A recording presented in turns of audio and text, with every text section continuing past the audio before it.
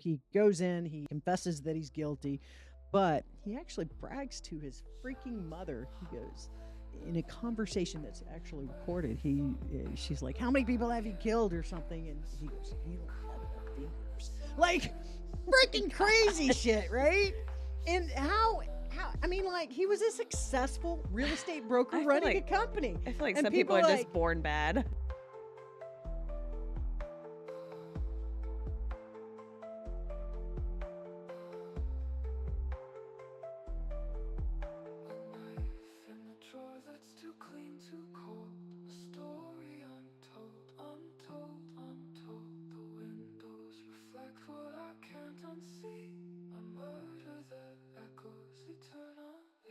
And we're back, and it's Murder, Mayhem, and Mortgages. I'm Chef. And I'm Robbie. And today we got some good stuff for you. I'm going to start us out today with my story about how paradise turned out to be a prison. Ooh, okay.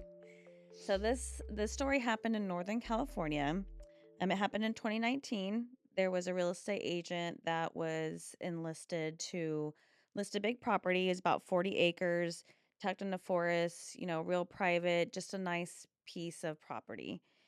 And, paperwork was in order. Even when she toured the house, she noticed how all the residents just seemed really, really pleasant, but kind of eerily quiet, like they were told to not say anything, just that creepy, hi.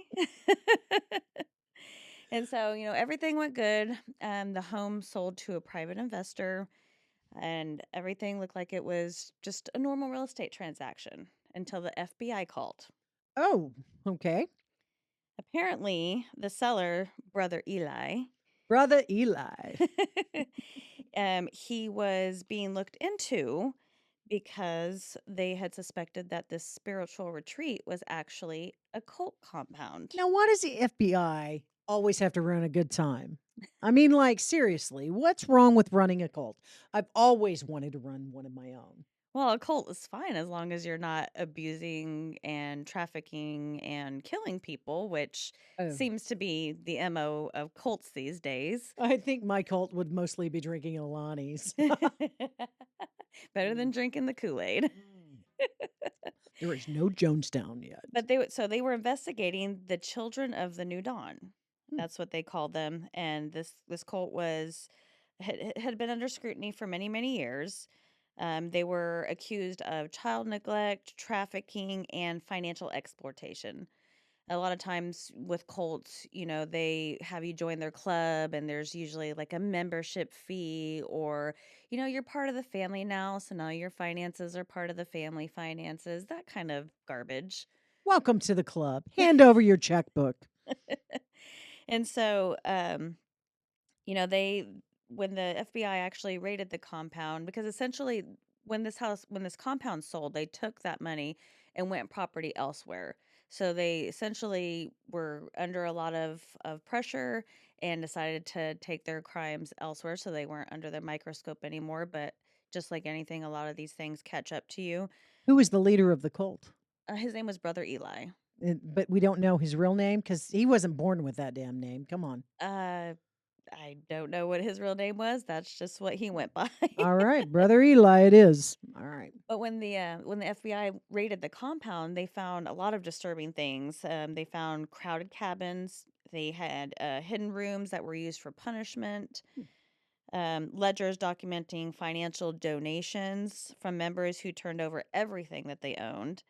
And then they also discovered that the group had used the property sale proceeds to purchase land in another state, continuing their operations under a new name. So the realtor, I mean, she was completely blindsided by all of this. I mean, she had no idea that this was going on. And actually, to this day, she does actively do real estate, but she does not work with any kind of religious organization. Yeah. No kind of religious organization. Allegedly. Okay, so have you ever wondered about these people that join cults? Like, aside from real estate, have you joined any other cults? No, well, I mean, real estate is a cult in and of itself. I We was are raised Catholic. legitimately crazy. I was raised Catholic, Okay. so Well, I guess, yeah, my wife would say that is a cult. She was raised Catholic as well. So but yeah, I've always wondered how people fell into that, and just see it after it's like way too late.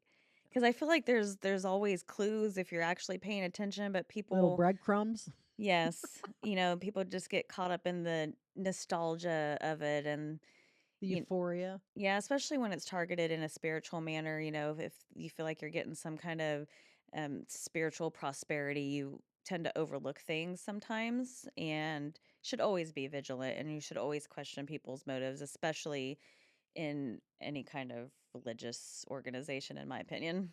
Huh, I would agree with that, but I've just never wanted to hand over my money to anybody, not even at fucking casinos.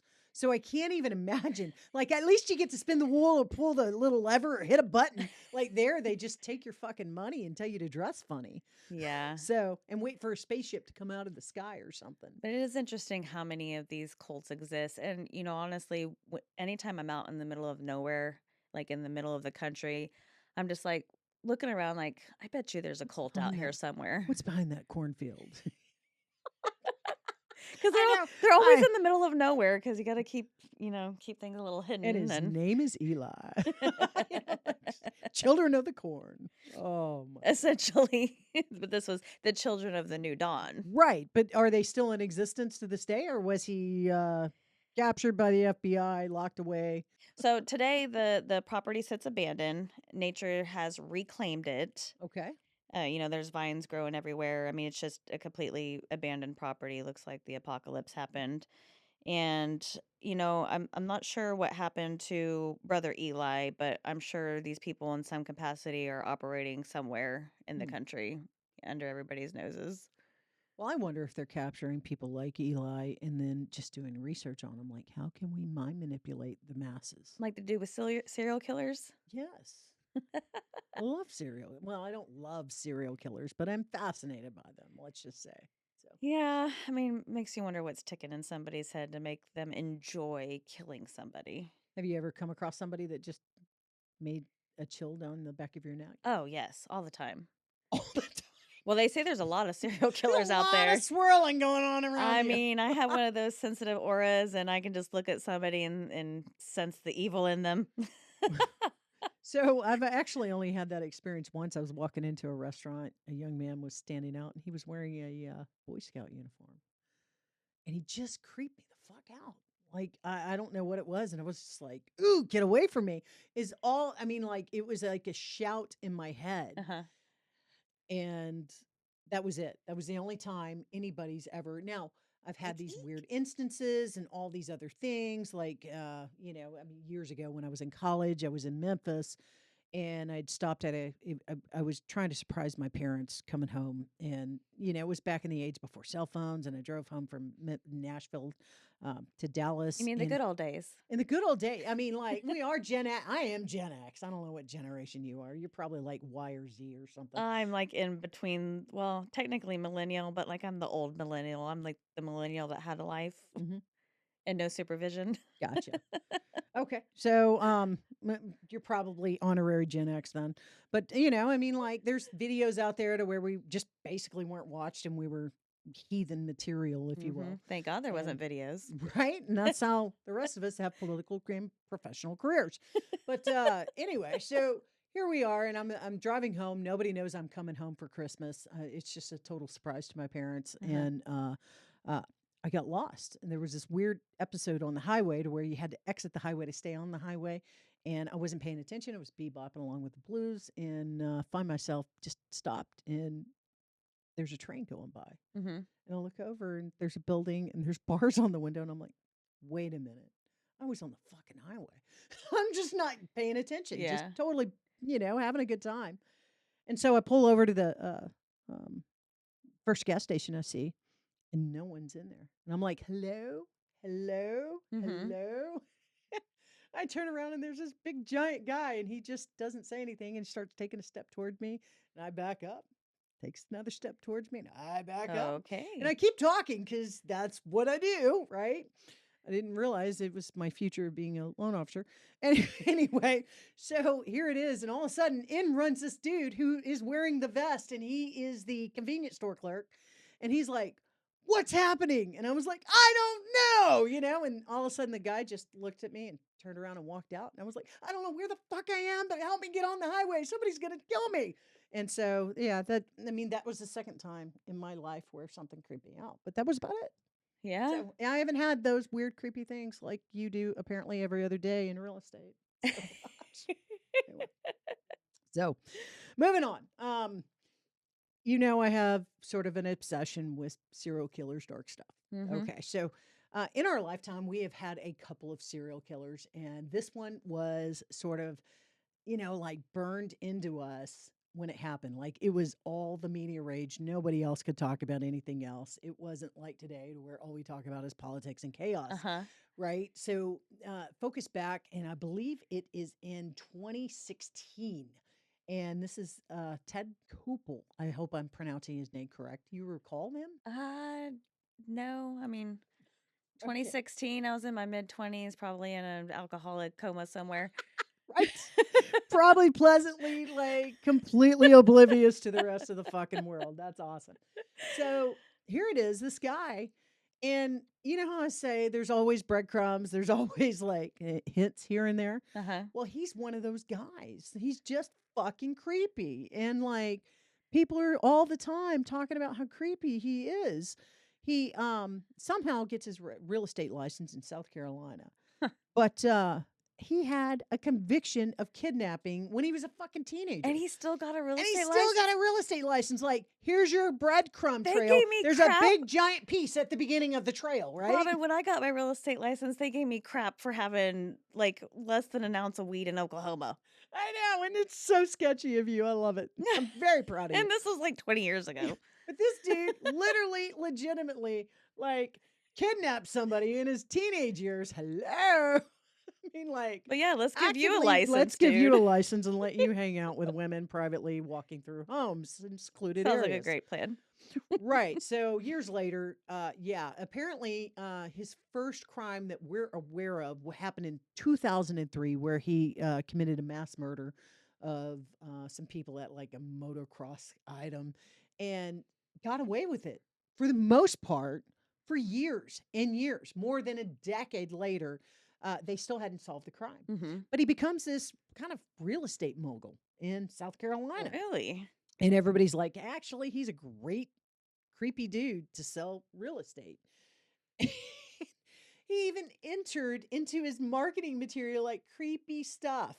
Like just like one of them. Okay, so he was talking about team building exercises and was jokingly expressing how you just withhold food for 3 or 4 days from your team and then they'll behave. I mean, not really It puts creepy the stuff at lotion on all. its Puts the skin. lotion on its skin. So here it is. So anyway, I mean, like again, breadcrumbs, people, pay attention. So here it is. He's got this plot out in the country, and he continues to lure couples. Why couples? I'm not really sure. I guess women wouldn't go by themselves. And he's like, "Hey, I got an odd job or two out on the farm. I need you to clean my metal storage container." Okay. So the couple would come out and he would shoot the man and put the woman in the metal Oh container my for his gosh. own entertainment for a while. And then he would kill the female victim. Well, this went on and until I think in 2018, he was uh, pulled in this couple and he shoots the guy and keeps the woman and puts her in a metal container and just like creepy I as can't fuck. believe I never heard this story. So she actually winds up getting rescued after 2 weeks of being in this metal container, right? And during his interviews, he gets interviewed and he confesses to the previous murder all the way back in 2003. And so he winds up being convicted of like 7 total murders. Uh-huh. And so he goes in, he confesses that he's guilty, but he actually brags to his freaking mother. He goes, in a conversation that's actually recorded, she's like, "How many people have you killed?" or something, and he goes, "You don't have enough fingers." Like Oh my freaking crazy gosh. shit, right? And how I mean, like he was a successful real estate broker I feel running a like company, and some people people are are just like, born bad. right. And so here it is. It's like, oh my God. Like, yeah, he's like a successful realtor, but he's just somewhat fucking creepy or something. So anyway, some online detective sleuths and how he got his nickname, the Amazon review killer, was he was apparently leaving Amazon reviews on fucking shovels and padlocks. And they were like creepy. Like makes it easy to like dig this shallow grave and shit, right? Or the padlock keeps them locked in for days. And people are like, what the fuck? You know? Been there, nice and tight. Oh my Gosh, I'm gonna have God. to step It's up. 5 star. just, One it's star, it rattled too much. Like, right. trying to get escape the prison. Totally. It's like, okay, hello, breadcrumb people. Oh my Oh gosh. my God. So this guy, it's just insane. And it just seems like you're in a surreal fucking world reading this. And like, all I can think of is if anybody says, "Hey, I need my storage metal fucking container cleaned," I'd be What like, a random "Fuck thing you, to ask motherfucker. I'm not anyway. going anywhere near that." You know? I mean, like, what the I hell? mean, even before There's a hearing this lot of bleeping story, going on because I'm amazed at why would anybody do that? Like dark forest, big country? No, you're a single man? Something I wrong mean, with even you. without hearing that story, if somebody asked me to do that, I'd be like, what? No. No, That doesn't get even a sound fucking remotely robot, dude. legit. Clean your shit yourself. But like, I mean, can you imagine reading those Amazon reviews? Sorry, I mean, like, shovel. Oh, look, honey, this one says it digs really well. You know, like, oh my God. So, like, yeah, I can see where Purple Brick came in and why it took over after that. I mean, like, seriously. Oh my I God. definitely Real think there should be estate. some kind of trigger in a system somewhere that if you're buying certain items together, like maybe we need to look at you. Right. Oh, they want duct tape, Help us, AI. We can't figure this shit out. You know, I duct mean, like, tape and come some on. zip ties and a shovel. Oh, Jesus. Apparently, he was actually trying to profit by marketing serial killer material from behind bars, like ever the marketing agent as a realtor. Oh my gosh. He's probably going to sell gel cells here in the near future. I think I read somewhere that a lot of really successful people are actually psychopaths and that's what makes them Oh, successful. well, that doesn't bode well for me. I'm sorry, especially being the mayhem loan officer. Oh, Lord. Oh, I'm going to get fired or get a call from HR. HR has entered the podcast. Boom, boom. Dun, dun, dun, dun. Oh So, man, that was great. I'm gonna have to step oh, it up next season because you were just wiping the floor with your this is stories. killing me. The story, like I'm reading it and I've read it again because I could not believe. I was like, what the hell? And you realize our boss, he doesn't like having animals. I kid you not, he doesn't believe in having pets. And I'm like, so I'm on the phone with him with one of the marketing gals, and I'm like, most serial killers don't have pets. And she goes, what? And Mark's like, all right, right on, Robin. Like, that's funny, but dark humor. Come on, don't be freaking out the millennials. Yeah, that's hilarious. Okay. All right. Well, this So is a fun on to our episode. ratings today. I've gone off the I rails give you today. 10 out of 10 because that is an insane story. And I still can't believe that guy got a real estate license I and they can't. gave me so much stuff about piddly things. And we've signed 9 disclosures on uh, for your protection, get a home inspection. And we got realtor serial killers with metal crates. All right, I'm it's sorry. okay. I'm sorry. It just killed me. Oh, Oh, I actually, kidnapping as a teenager. You're probably not as good at writing well, your letter of explanation about pot. no, it's your kid records are sealed, so nobody probably even saw that. I, I don't know. We found out about it years later. Oh, it just was too much. It's just like, oh my God. Now I dare you guys to top that story. Send us in something really good. Because Absolutely, that 'cause was gonna be a hard one to top. absolutely. That one was the top so far. So Yes.